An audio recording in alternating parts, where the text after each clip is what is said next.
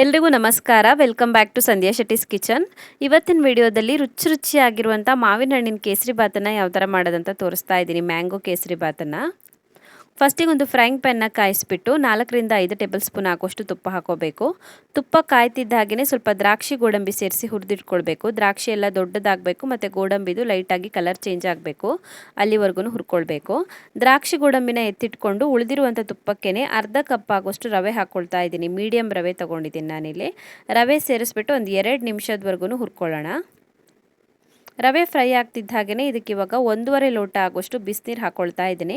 So ಅರ್ಧ cup ರವೆಗೆ 1.5 ಲೋಟ ಆಗುವಷ್ಟು ನೀರು ಬೇಕಾಗತ್ತೆ. ನೀರನ್ನು ಸೇರಿಸ್ಬಿಟ್ಟು ಚೆನ್ನಾಗಿ ಮಿಕ್ಸ್ ಮಾಡ್ಕೊಳ್ಬೇಕು.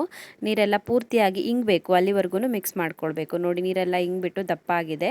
ಇವಾಗ ಇದಕ್ಕೆ ಸಕ್ಕರೆ ಹಾಕ್ಕೋಬೇಕು. ಸೊ ಅರ್ಧ ಕಪ್ ರವೆ ತೊಗೊಂಡಿದ್ದೀವಿ. ಅರ್ಧ ಕಪ್ ರವೆಗೆ ಅರ್ಧ ಕಪ್ ಆಗುವಷ್ಟು ಸಕ್ಕರೆ ಹಾಕ್ಕೊಳ್ತಾ ಇದ್ದೀನಿ. ಇದಕ್ಕೆ ಇವಾಗ 2 ಏಲಕ್ಕಿ ಮತ್ತು 2 ಲವಂಗ ಹಾಕ್ಕೊಂಡಿದ್ದೀನಿ. ಇವಾಗಲೇ ಹಾಕ್ಕೊಳ್ತಾ ಇದ್ದೀನಿ, ಫ್ಲೇವರ್ ಚೆನ್ನಾಗಿ ಮಿಕ್ಸ್ ಆಗುತ್ತೆ. ಚೆನ್ನಾಗಿ ಮಿಕ್ಸ್ ಮಾಡ್ಕೊಳ್ಳಿ. ಸಕ್ಕರೆ ಎಲ್ಲ ಪೂರ್ತಿಯಾಗಿ ಕರಗಬೇಕು, ಅಲ್ಲಿವರೆಗೂ ಮಿಕ್ಸ್ ಮಾಡ್ಕೊಳ್ಳಿ. ಸಕ್ಕರೆ ಎಲ್ಲ ಕರಗ್ತಿದ್ದ ಹಾಗೆಯೇ ಇದಕ್ಕೆ ಇವಾಗ ಕೇಸರಿ ನೆನೆಸಿರುವಂಥ ಹಾಲು ಹಾಕ್ಕೊಳ್ತಾ ಇದ್ದೀನಿ. ಒಂದು 4-5 ಚಮಚ ಆಗುವಷ್ಟು ಹಾಲಿಗೆ ಸ್ವಲ್ಪ ಕೇಸರಿ ಹಾಕಿ ನೆನೆಸಿಟ್ಕೊಂಡಿದ್ದೆ, ಅದನ್ನು ಹಾಕ್ಕೊಂಡಿದ್ದೀನಿ.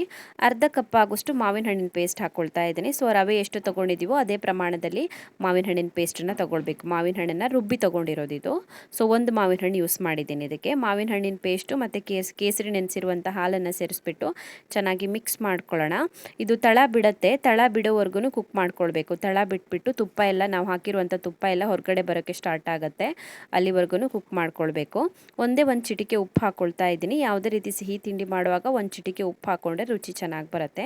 ನೋಡಿ, ತಳ ಬಿಡೋದಕ್ಕೆ ಸ್ಟಾರ್ಟ್ ಆಗಿದೆ. ನೋಡಿ, ನಾವು ಹಾಕಿರುವಂಥ ತುಪ್ಪ ಎಲ್ಲ ಹೊರಗಡೆ ಬರ್ತಾ ಇದೆ, ಆಗಿದೆ ಇದು. ಕೊನೆಯಲ್ಲಿ ಇದಕ್ಕೆ ನಾವು ಫಸ್ಟಿಗೆ ಫ್ರೈ ಮಾಡಿ ಇಟ್ಕೊಂಡಿದ್ದೀವಲ್ವ ದ್ರಾಕ್ಷಿ ಗೋಡಂಬಿ, ಅದನ್ನು ಹಾಕ್ಬಿಟ್ಟು ಮಿಕ್ಸ್ ಮಾಡಿಕೊಂಡ್ರೆ ಆಯಿತು. ತುಂಬಾ ಸ್ವಾದಿಷ್ಟಕರವಾಗಿರುವಂಥ ಮ್ಯಾಂಗೋ ಕೇಸರಿ ಬಾತ್ ರೆಡಿ ಆಗುತ್ತೆ. ಈ ಮ್ಯಾಂಗೋ ಸೀಸನ್ ಬಂದಾಗ ಒಂದು ಸಲನಾದ್ರೂ ಮಾವಿನ ಹಣ್ಣಿನ ಕೇಸರಿ ಬಾತನ್ನು ಟ್ರೈ ಮಾಡ್ಕೊಂಡು ತಿನ್ನಿ. ತುಂಬಾ ರುಚಿಯಾಗಿರುತ್ತೆ, ತಿನ್ನೋದಕ್ಕೆ ತುಂಬಾ ಚೆನ್ನಾಗಾಗುತ್ತೆ. ಸೊ ಈ ರೆಸಿಪಿ ನಿಮಗೆ ಇಷ್ಟ ಆಗಿದ್ದರೆ ವಿಡಿಯೋಗೊಂದು ಲೈಕ್ ಕೊಡಿ, ಕಮೆಂಟಲ್ಲಿ ತಿಳಿಸಿ ಹೇಗಿದೆ ಅಂತ. ಇನ್ನೂ ಹೆಚ್ಚಿನ ವಿಡಿಯೋಗಳಿಗೆ ನನ್ನ ಯೂಟ್ಯೂಬ್ ಚಾನಲನ್ನು ಸಬ್ಸ್ಕ್ರೈಬ್ ಮಾಡ್ಕೊಳ್ಳೋದನ್ನು ಮರಿಬೇಡಿ.